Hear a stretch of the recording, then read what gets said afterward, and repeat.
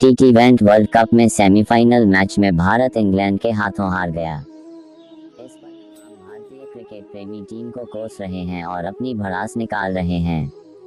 ऐसे में भगवान कृष्ण का जीवन चरित्र सहज ही याद हो आता है। मथुरा की एक कैद में माता देवकी के गर्भ से जन्मे कृष्ण ने अपने आचरण से मानव जाति के सामने कई ऐसे उदाहरण रखे जो जीने की राह दिखाते हैं। ऐसा ही एक उदाहरण है उनके रणछोड़ बनने का। जी हाँ, एक बार कृष्ण भी युद्ध को बीच में ही छोड़कर मैदान से भाग गए थे, फिर भी शत्रु का वध हुआ और हजारों निर्दोष नागरिकों की सुरक्षा हुई। ये है कृष्ण के रणछोड़ बनने की कहानी। भगवान श्री कृष्ण का जन्म कंस का वध कर समस्त पृथ्वी लोक को उसके अत्याचारों से मुक्त कराने हेतु हुआ था। किशोरावस्था में ही वह गोकुल से मथुरा आ गए तथा दुष्ट कंस का वध किया। कंस की मृत्यु से दुखी उसके श्वशुर जरासंध ने एक विशाल सेना लेकर मथुरा पर आक्रमण कर दिया। इस आक्रमण में उसके साथ शिशुपाल और काल्यवन जैसे शक्तिशाली राजा भी शामिल थे। जल्दी ही सेना मथुरा जा पहुंची और मथुरा की राजसभा में कृष्ण तथा बलराम को सेना को सौंपने का संदेश भेजा गया।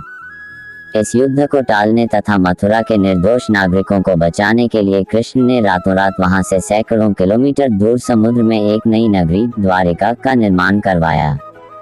अपनी माया से उन्होंने समस्त नागरिकों, उनके पशुओं तथा संपत्ति को नींद में ही नई नगरी में पहुंचा दिया।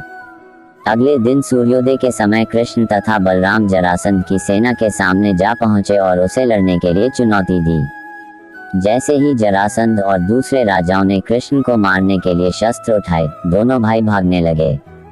उन भाइयों के पीछे जरासंध तथा काल्यवन जैसे राजा भी भागने लगे।